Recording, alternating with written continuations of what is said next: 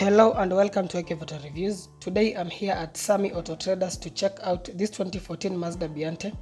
This minivan competes against the likes of the Toyota Noah, Mitsubishi Delica, Honda Stepwagon and Nissan Serena. The Biante was produced from 2008 till 2016, then its sale ultimately ended in 2018. You can get a 2014 model from around 1.3 million to around 1.7 million depending on the mileage and features.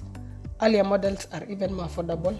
In fact, you can get locally used 2008 to 2010 models with less than 1 million shillings. In terms of the engine options, there are three: a 2.0 litre and a 2.3 litre. Then there's another 2.0 litre Sky Active that was available as from 2013, and it came with the newer 6-speed Sky Active automatic gearbox.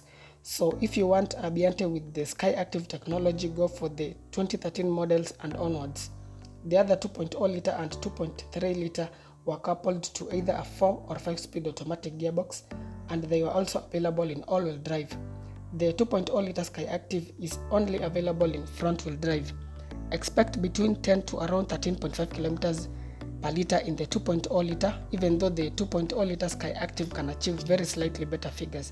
The 2.3 litre on the other hand can get around 11 kilometers per litre, but it can get to below 10 kilometers per litre if you are not careful with how you drive. The fuel tank is 60 liters. Moving on to service costs, the minor service should be done after every 5,000 kilometers, and on average it will cost about 10,000 shillings, while the major service will cost about 18,000 shillings on average, and it should be done after 10,000 kilometers. The ground clearance is 150 millimeters, and with 8 passengers on board, going over some bumps may be a challenge. This minivan gets disc brakes at both the front and back, but the front ones are ventilated. The cab weight is 1660 kgs. Lastly, some of the extra features you can get in this minivan include fog lights, alloy wheels, cruise control, steering mounted audio controls, power sliding rear doors, automatic lights and wipers, and paddle shifts. So now let's take a look at the interior of this minivan. So this minivan gets electric sliding doors at the back, and you can switch off that function. There's also a traction control button and an I-stop button, which you can switch on or off to enable you to save more fuel when you are in a traffic jam. The engine will shut off to save more fuel. Like with most other minivans, the speedometer is located at the center of the dashboard as opposed to in front of the driver. You get automatic air conditioning, but it is single zone. The seats are generally comfortable and they are cloth. There's a bit of storage there. Then you have two compartments. There's the lower one, and then there's the upper one. It does not have a locking mechanism. You just open and close it. The space is decent enough, and the dashboard is made of plastic, which is not a bad thing. It will be very durable. You get a couple of reading lights. They are not LED. The sun visors have mirrors, but there is no light even on the driver's side. The driver's side misses out on a grab handle, but on the other corners you get grab handles. The interior feels quite spacious, just like in the newer Toyota Voxy and Noah. And getting comfortable is also easy because you get plenty of manual adjustments on both of the front seats. There are also two armrests for that much added comfort. You also get paddle shifts on the steering wheel.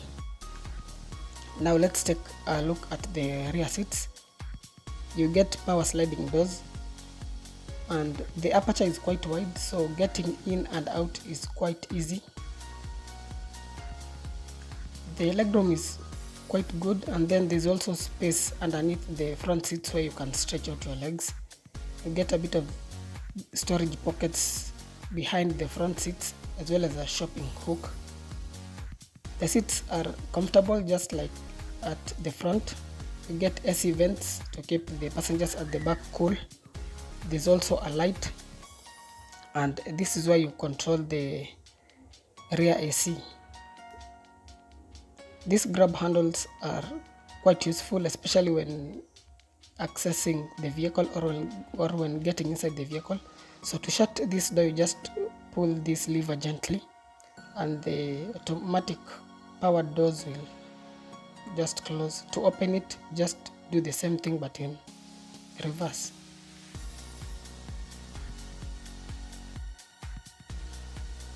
To access the third row of seats, locate this lever, you pull it and then you slide the seat forwards to reveal a slightly narrow aperture, but it's just enough to enable someone to get in. There's so much headroom. The legroom is also not bad at all. I can be comfortable to sit here even on a long journey, and it feels very spacious, just like the Voxy. You get a reading light as well as AC vents, so staying back here even on a long journey will not be a problem. There are grab handles and a hook. Unfortunately, there is no cup holders or any power outlets or charging ports. Generally, it's not a bad interior. Do let me know which one looks better between this interior and the one in the Toyota Voxy. So to close the electric doors, you just pull gently on the door handle and it will close.